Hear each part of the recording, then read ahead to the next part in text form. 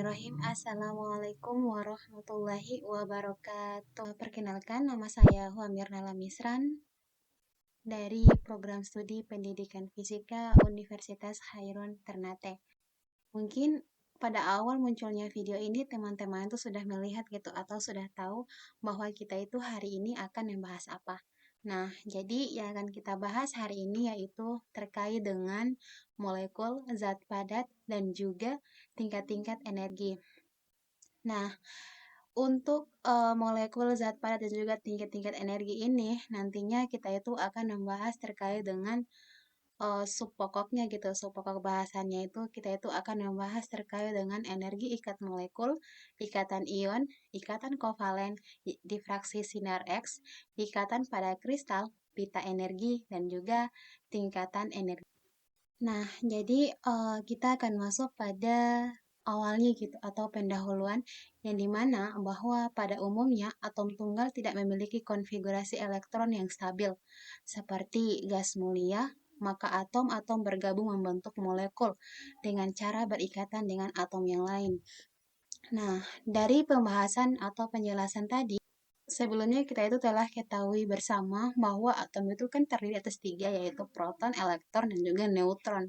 Nah, apabila terjadi gabungan-gabungan antara tiga atom tadi, maka disitulah terbentuklah yang namanya molekul. Yang pertama kita akan membahas terkait dengan energi ikat, yang dimana di sini terdapat tiga bagian gitu, yaitu gaya ikat, jarak ikatan, dan juga energi ikat. Nah, yang akan kita bahas yaitu gaya ikat. Gaya ikat ini merupakan resultan dari gaya tarik elektrostatik antara proton, elektron, dan gaya tolak elektrostatik dari proton-proton. Nah, besar gaya tarik dan tolaknya itu apabila R lebih besar daripada R0, maka gaya tarik lebih besar.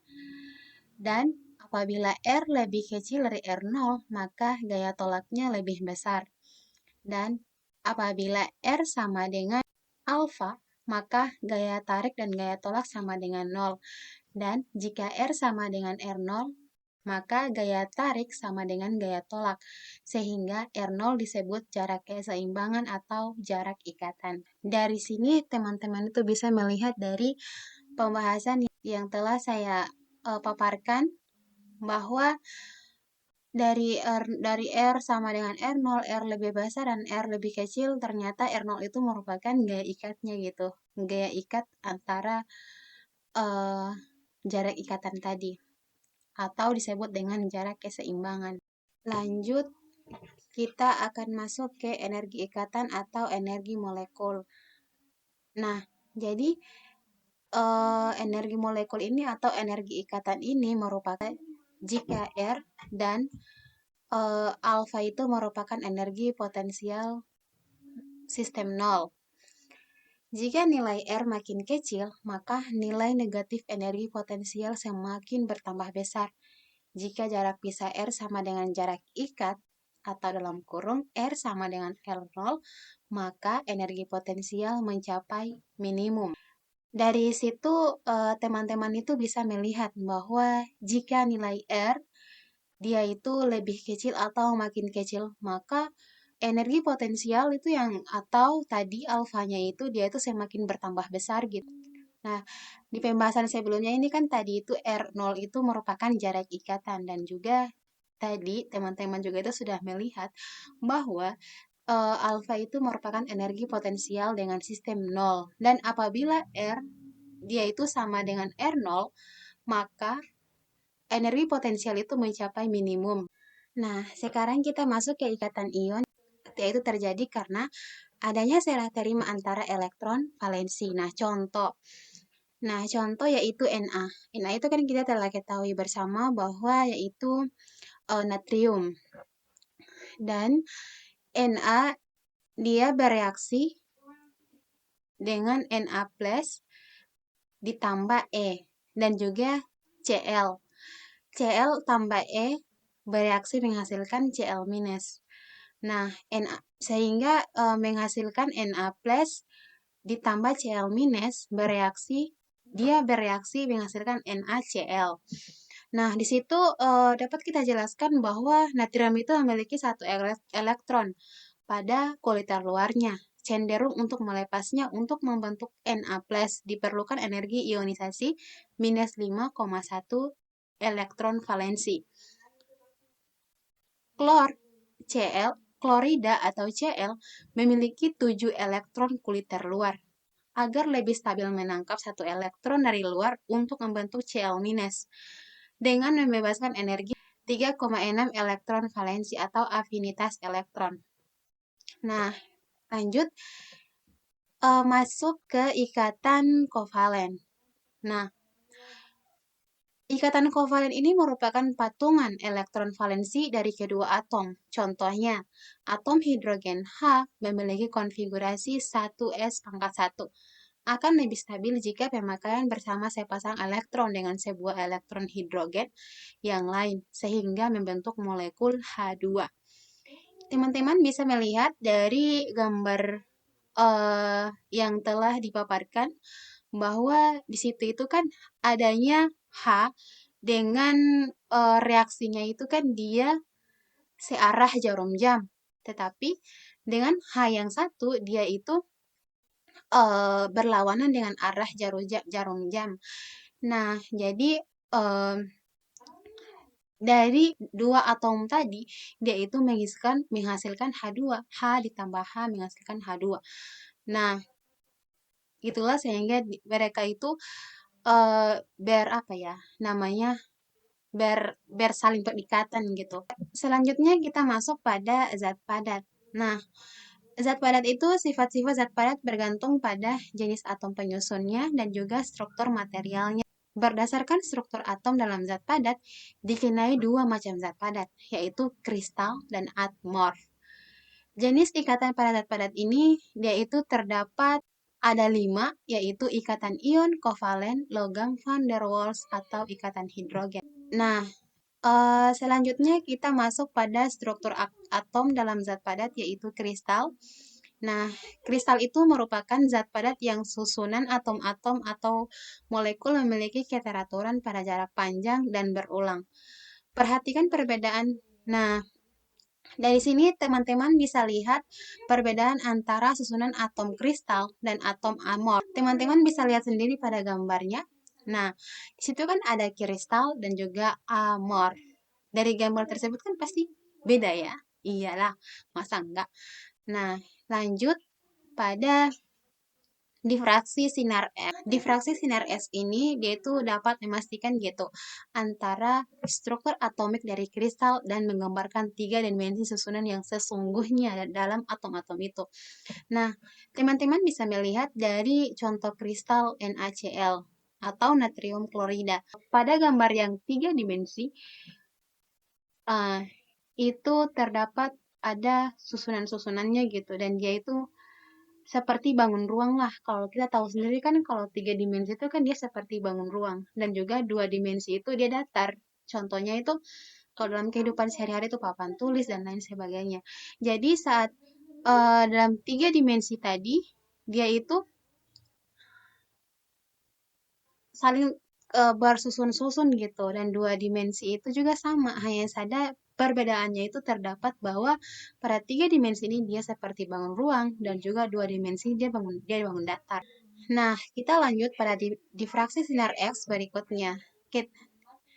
Teman-teman bisa lihat pada gambar bahwa ketika sinar X melalui kristal, beda lintasan sinar A dan sinar B yang dipantulkan oleh atom-atom kristal NaCl adalah 2D sin theta.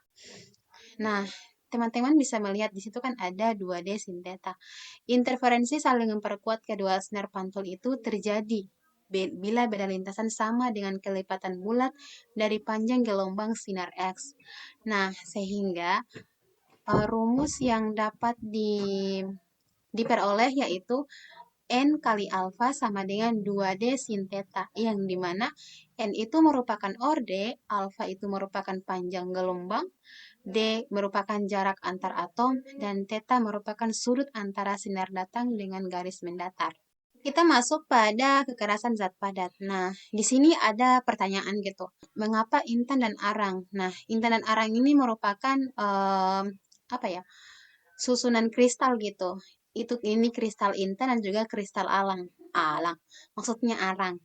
Yang disusun oleh atom-atom yang sama, yaitu atom karbon memiliki kekerasan yang berbeda. Nah, di sini teman-teman bisa melihat bagaimana susunan kristal intan dan juga karbon tadi. Kita masuk pada perbedaannya yang dimana perbedaan antara intan dan juga karbon tadi, kalau pada intan, atom-atom karbonnya itu saling mengikat dengan kuat dalam pola tertutup. Nah, bisa lihat kan pada gambar sebelumnya. Dan berwarna bening, sangat keras, dia juga merupakan batu perhiasan dan mahal.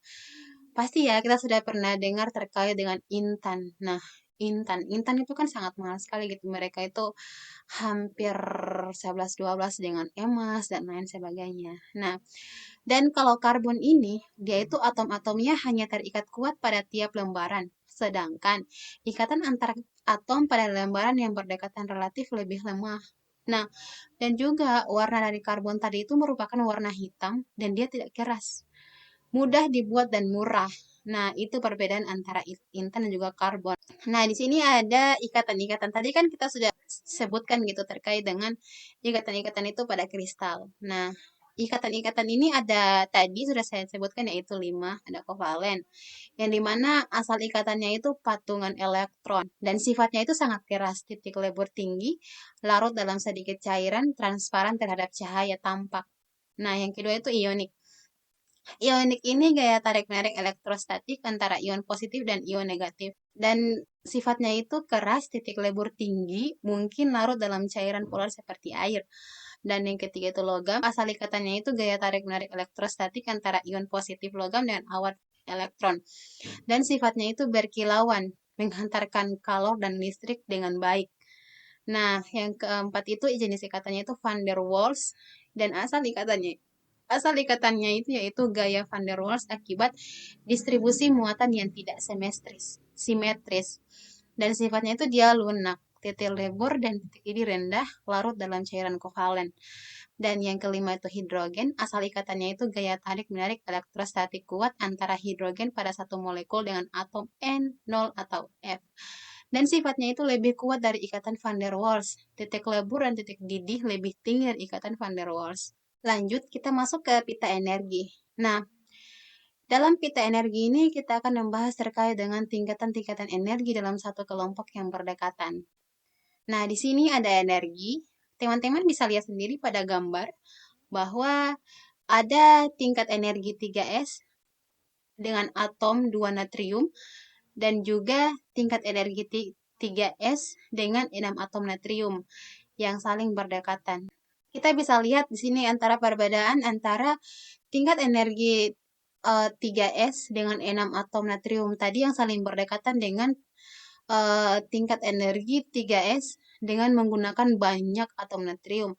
Nah, kalau dilihat perbandingan dari kedua gambar di atas bahwa gambarnya itu di saat kita menggunakan banyak atom natrium, maka dia itu akan membentuk yang di pembahasan sebelumnya yaitu zat padat. Karena kan saling berdekatan gitu. Sehingga kalau menggunakan masih sedikit jenis atom natrium tadi, maka mereka itu belum saling berdekatan. Bisa lihat sendiri di sini tuh adanya tingkatan energi dan juga pita energi. Nah, kalau dilihat dari gambar yang teman-teman lihat, kan di situ kan adanya tingkatan energi kulit luar dan juga tingkatan energi kulit dalam dan juga adanya gambar pita energi. Dengan tingkatan energi kulit luar dan kulit dalam tadi menggunakan atom yang tunggal atau satu-satu gitu.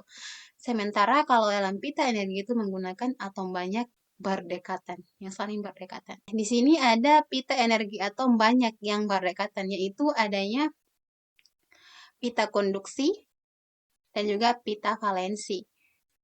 Nah, di sini sehingga kalau kita lihat itu ada 3S, 2P, 2S, 1S.